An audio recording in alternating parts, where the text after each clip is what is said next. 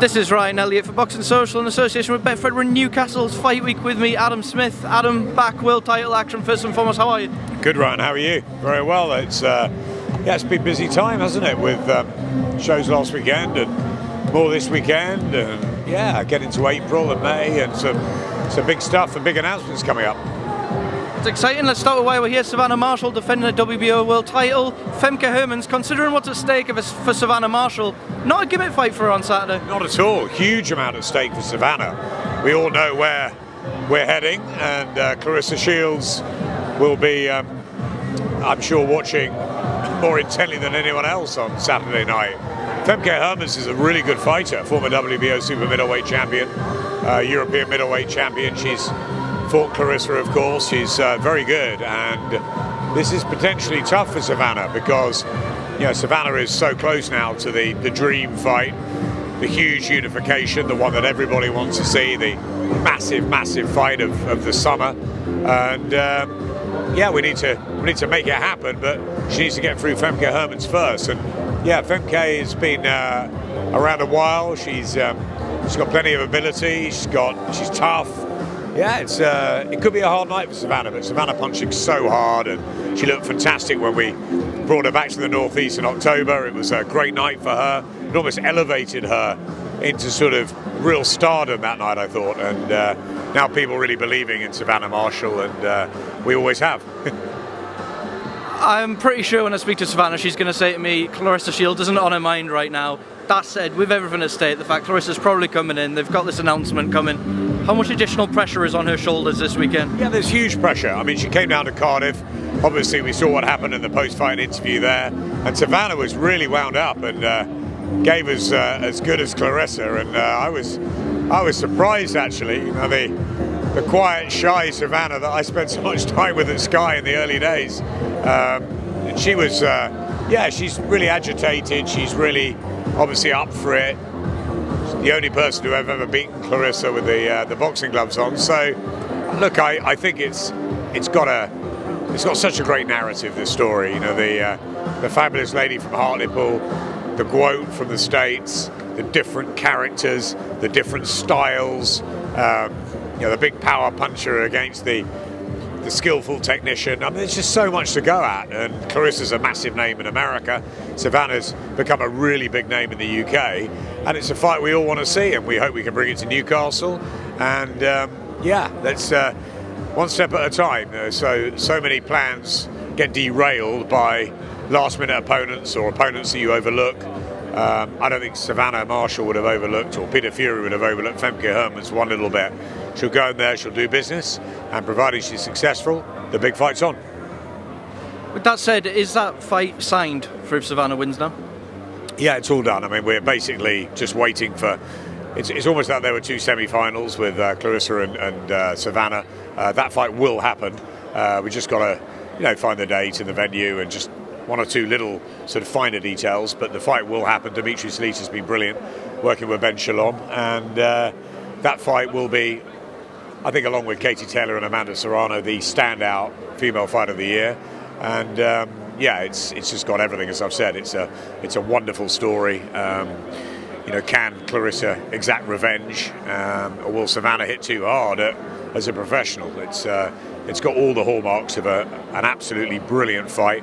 We've seen some wonderful fight with the women in recent times, with Katie and Tasha, with Terry Harper, and some brilliant fights. And I think 2022 is going to see some blockbusters at the very, very highest level, which is fantastic for women's sport. Just on the card, Florian Marcoux, a man that radiates confidence. He's called for every name under the sun at welterweight. He's got Chris Jenkins in front of him. Good fight.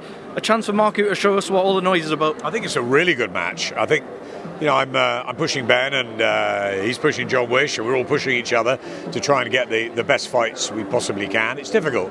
There's so many different promoters, and the competition is enormous at the minute. But I think, Riakporhe against Dion Juma, and at very short notice, Dan Aziz with Reece Cartwright coming down, and on paper, Adam Azim and Conor Marsden was one.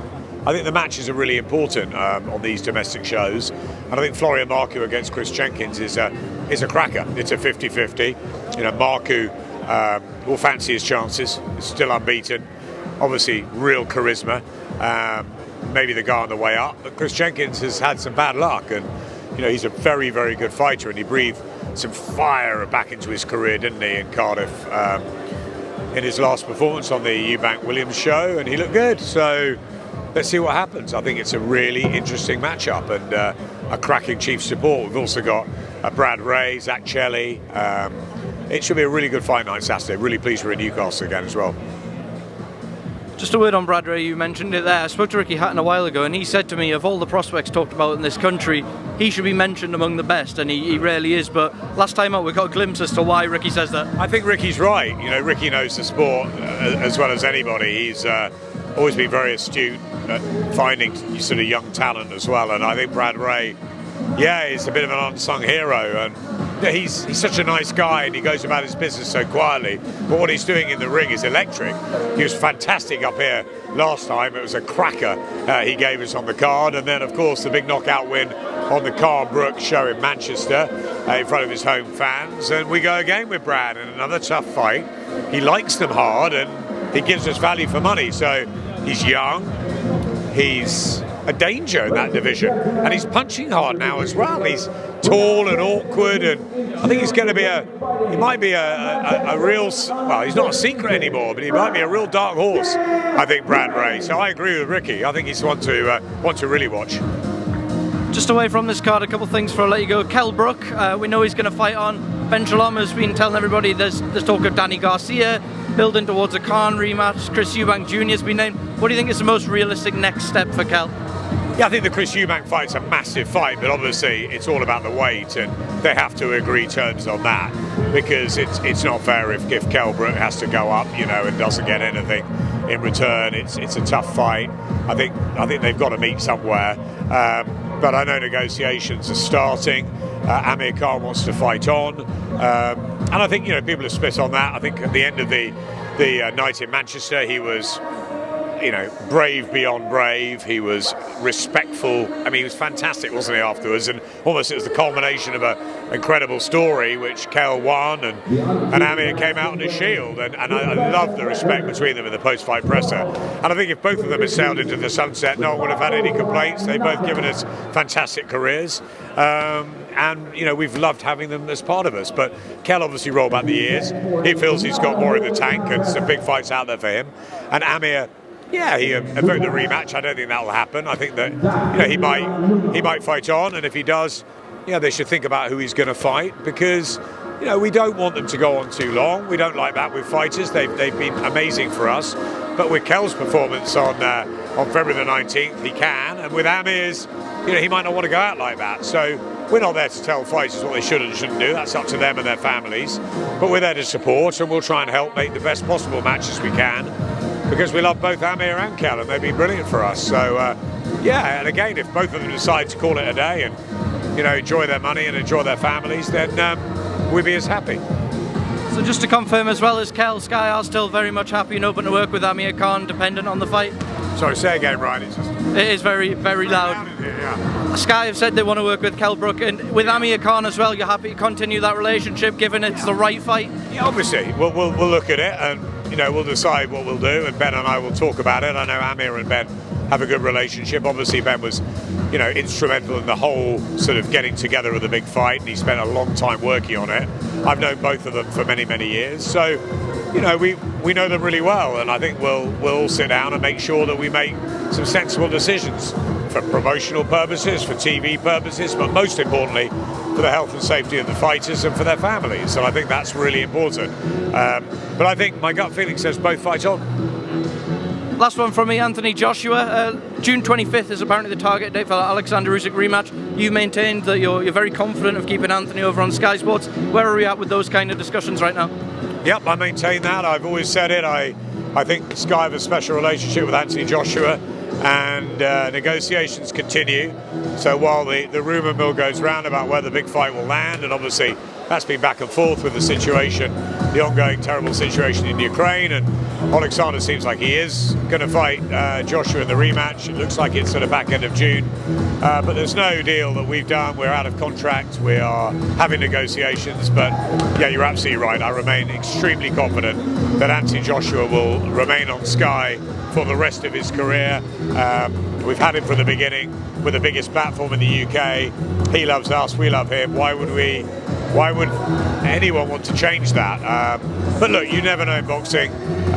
We've seen big money come in and big changes happen, and you think everything's done and it's not. But I'd like to think I know Anthony and Freddie and Katie and the whole team pretty well. And while the negotiations are obviously going to be ongoing until it's concluded, because these things are complicated. But I think when it all comes down to it, AJ will remain on Sky, and I really hope he does, because we've had him from the beginning of his professional career. We've been there through the ups, the big ups and the downs, and he's been brilliant for us, and I think we've been brilliant as a platform for him. I think it's synonymous. He's been with Matchroom, AJ and Matchroom, and it's AJ and Sky, and I think that's what he'll want to keep. Appreciate you said nothing's concrete in terms of date and venue just yet, but are you hearing the same as us, that it's likely to be Saudi Arabia? I am. I've heard that it might be on June the 25th. I'm hearing what you're hearing. Again, I'm not as involved this time because, as I said, we're out of contract. I know Spurs was a big possibility, but I think that was for earlier in June, and I think obviously the delay and stuff, and money talks in this business, but I was really pro Spurs. I thought it was a fantastic host for the first fight. I thought it'd be a great story if Anthony went back there to try and exact revenge in the same ring, like he did with Andy Ruiz in the Garden. We went out to Saudi for that, and we'll see where it lands. And the most important thing is that the fight happens. It's a rematch that everyone wants to see. You've got Tyson Fury, Dillian White, April, and then you've got the big one there in June. It's fantastic for fight fans, but yeah, I sort of hope that it will be at Tottenham. I'm pretty close to the guys there, and we worked really well together last time. But I'm hearing what you're hearing. I'm hearing that we might be heading to the Middle East at the end of June. But for me, the most important thing is to try and get the situation resolved with Anthony and his future from a UK broadcast point of view. And there's negotiations ongoing, and let's hope they're concluded fairly soon. But yeah, I remain hopeful, confident, and let's hope we all stay together. Adam, there's a very lively open workout going on behind us, and the broadcast cameras are all about, so I'm going to let you go. I can see Ben Shalom out the corner of my eye, and I haven't spent enough time with him today like I do most days, so I better go back to him. But yeah, great fight Saturday, lots of good things coming up on Sky, and some big announcements as well very soon. I'm sure we'll catch you on them very soon, Adam. Thank you as always.